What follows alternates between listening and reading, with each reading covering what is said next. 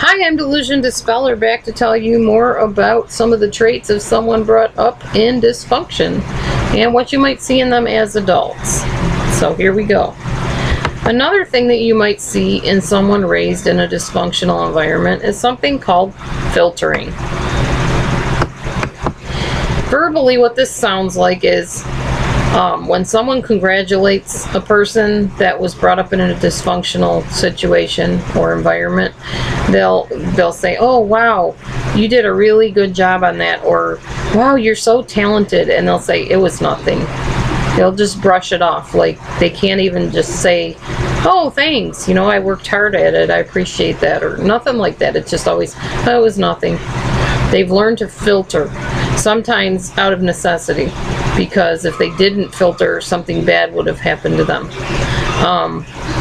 At a party, if you mentally ignore the fact that there's other people in the party that are decent, but you zero in on the fact that your enemy is there, that's called filtering.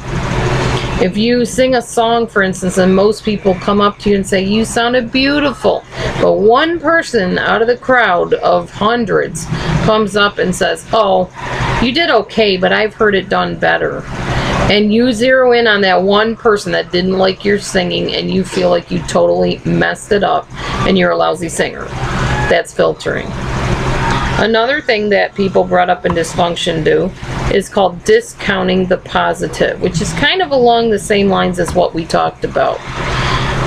So if you say to somebody, "Wow, that report that you did was incredible. I really love the way you described the planets and the orbits and the moons, and you really did a lot of research, and I can tell you worked really hard on that, and it showed. It was really excellent." If you're discounting the positive, you'll say, "Yeah, but it could have been longer. I could have spoke louder. I probably should have slowed down on this part. I probably should have researched more on Venus than I did." That's called discounting the positive. There's also catastrophic thinking that is involved with when you're brought up in dysfunction. This involves saying, "What if such and such happens? What if they don't like me? What if I take a job and I mess up? The boss is going to fire me, or he's going to make fun of me in front of everybody.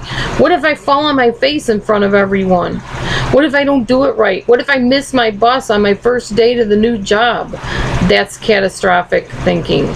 And as I've said in other videos, it's very difficult to be close to people that have these type of traits. It really is. Now, everybody does this to an extent, but I'm talking about people that have not had any healing from their past, that just do not ever think in a functional way. They can't hold a job, they can't maintain relationships because everything either is a catastrophe, or they don't know how to take a compliment, or they're afraid of people, they don't trust people, those kind of things. It's difficult to be on both sides, really, being the person with the problems and also the person that's a friend or a relative of the person that is not healing from these issues. So I hope that if you do have any of these issues in yourself, that you are seeing somebody and talking to a therapist, because you need to be. There's also the illusion of control, feeling like you have to save the world. Like every person's problem is your problem, and you need to fix them and help them. That's called the illusion of control.